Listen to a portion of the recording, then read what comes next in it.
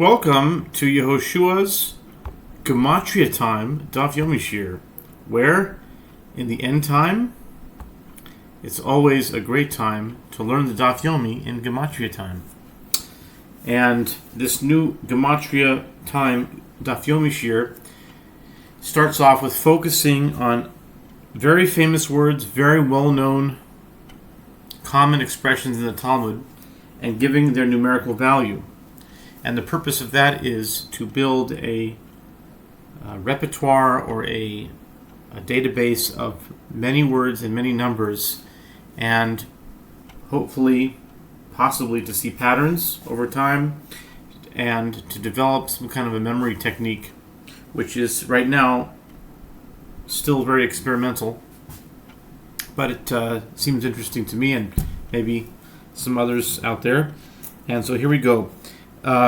Again, these are very, very famous words that come up over and over again. So, two on each Amud for now. So the first term that appears on Chullin 101, that's our daf of today. Chullin 101a. There's a phrase called Shani Hasam. Actually, in our Amud it says Vishani Hasam, or some people pronounce it Shani Hatam. So the way it's written is Vishani Hasam, or Vishani Hatam, which means, and there it is different. And the numerical value is 812, or if it's just Shani Hatam, it's 806. And then another very famous expression is De'amar Kra. De'amar Kra means the scripture says, the verse says. De'amar Kra has a numerical value of 546. And with that, we will start 101a of Yehoshua's Gematria-Time Daf Yomi Shiur. The top words are Rabbi Shimon Poter, and Rabbi Shimon exempts him entirely. And now we're up to, Rabbi Shimon Manafshach. Manafshach, that's a very, very famous word. So I'm going to include that in our gematria. That's so common that I just can't pass it by, and I will share the gematria with that as soon as I get the result from my calculator. Manafshach. Manafshach means whichever way you look at it. If you translate literally, it wouldn't really make sense. It would mean like, what is your soul? But Manafshach, what are you? Meaning, what it means is that it's a catch-22. This way or that way, any way you look at it, it's you can't answer it or something like that. You're stuck or something like that. So the Gemara objects and says Rabbi Shimon Manafshach. Oh yeah, and the numerical value of Manafshach is, did I say it? I didn't say it. It's 495. 495 is Manafshach. Okay. ורבי שמעון מנפשך איסור חלל איסור לחייב נעמי משום גיד אין איסור חלל איסור לחייב משום תרומה דקדים ואין בגידין בנותן טעם לחייב משום גיד. The Gemara objects, but according to Rabbi Shimon, whichever way you look at it, Manafshach. I always hear people saying mi Manafshach, but it's really Manafshach. Whichever way you look at it is difficult. If a prohibition takes effect where another prohibition already exists, let Rabbi Shimon deem one liable for eating non-kosher meat, and also due to the prohibition of eating the sciatic nerve. Conversely, if a prohibition does not take effect where another prohibition already exists, let Rabbi Shimon deem one liable due to the prohibition of eating meat from a non-kosher species, which preceded the prohibition of the sciatic nerve. And Rabbi Shimon holds that the sciatic nerves do not impart flavor, and therefore the prohibition of eating non-kosher meat does not apply. Let him deem one liable due to the prohibition of eating the sciatic nerve. Amar Rava said, Lo'ilam kosorim begidim nosintam. V'shani hasem damar kra. Al kein lo yochlu b'nei Yisrael esegid anoship. Mi shigido yasu v'sarim muto yotza zazu shigido asu u'b'saro asu. Rava said in response, actually, Rabbi Shimon holds that sciatic nerves do not impart flavor, and therefore they are not subject to the prohibition of eating non-kosher meat. And the reason the prohibition of eating the sciatic nerves does not apply to non-kosher animals is that it is different there, because the verse states, therefore the children of Israel eat not the sciatic nerve. Genesis 32:33. This teaches that the prohibition applies only to a species whose sciatic nerve is forbidden, but whose meat is permitted, and excludes this case of a non-kosher animal, whose sciatic nerve would be forbidden, and whose meat would also be forbidden. Amar Rav Yehuda, Amar Rav, Ha'ochet Gid Hanoshe, Shel Nebeilo, Rabbi Meir Mechayev Shtayim, Chachomim Oimrim, Eino Chayev Ela Achas.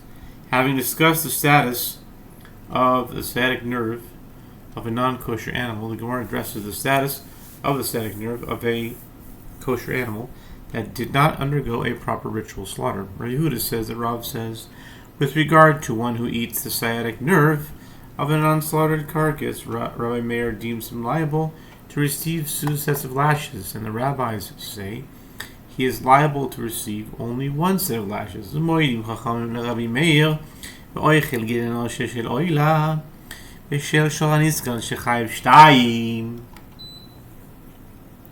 the rabbis concede to Rabbi Meir in a case where one eats the sciatic nerve of a burnt offering or of an ox that is stoned, that he is liable to receive two sets of lashes. The prohibitions concerning a burnt offering and an ox that is stoned are more severe than that of the sciatic nerve, in that it is forbidden to derive any benefit from them, whereas the sciatic nerve is merely forbidden for consumption. Consequently, these prohibitions take effect even with regard to the sciatic nerve, despite the fact that the sciatic nerve was already forbidden before the animal was consecrated or before it gored a person and became liable to be stoned.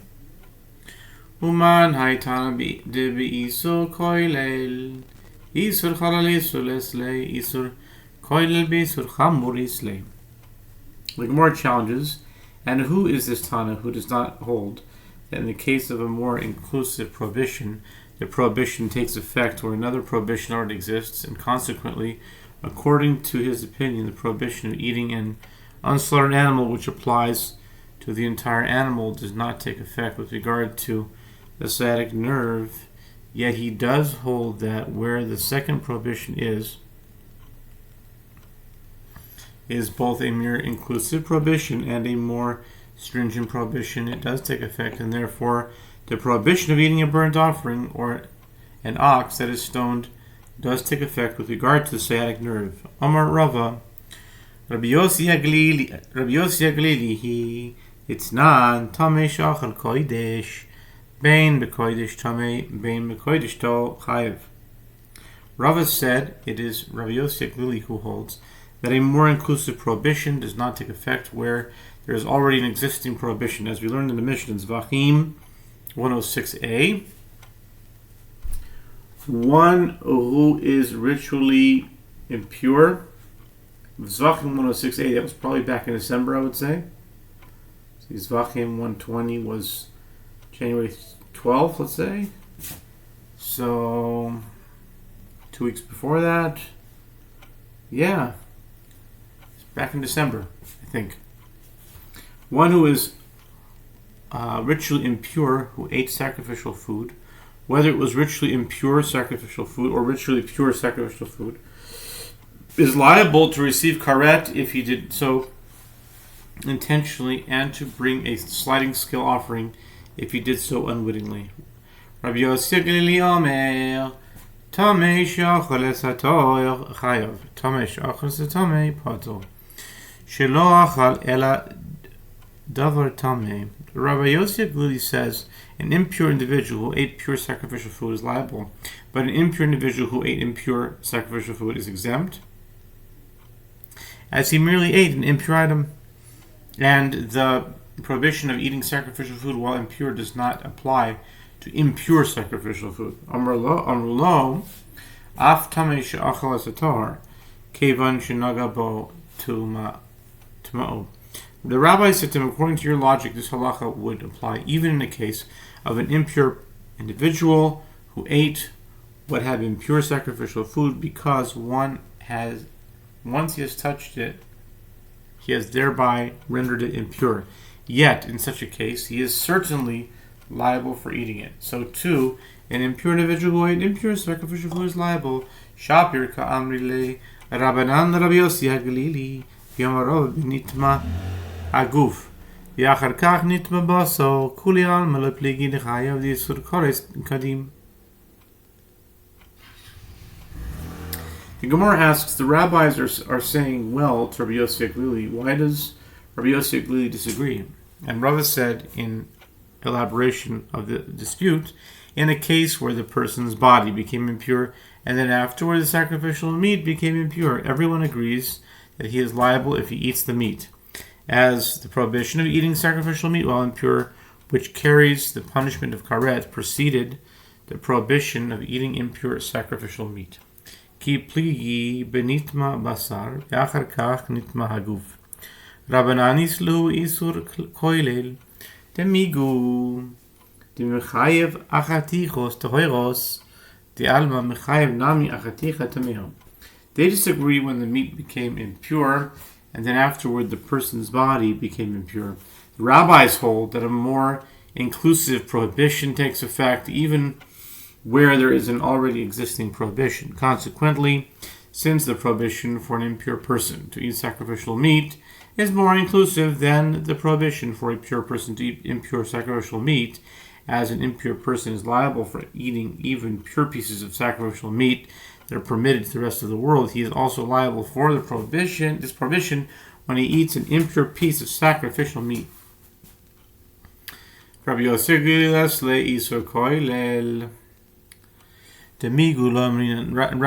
HaGalili does not accept the principle that a more inclusive prohibition takes effect even where there is an already existing prohibition, as he holds that we do not say that since it applies to cases that were not yet prohibited, it applies to all cases. Rabbi Yossi HaGalili nihi de isur koilel lesle be isur kal yavo isur chamur yachul al isur kal umayni hu tumas haguf sheharei tumas haguf b'koris.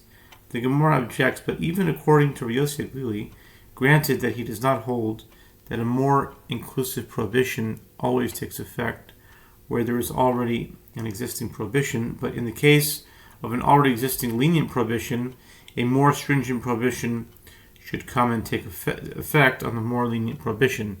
And what is the more stringent prohibition? The prohibition due to the impurity of a person's body, as one who eats sacrificial food when he has the impurity of the body is liable to karet, whereas a pure person who eats impure sacrificial food is merely liable to be flogged.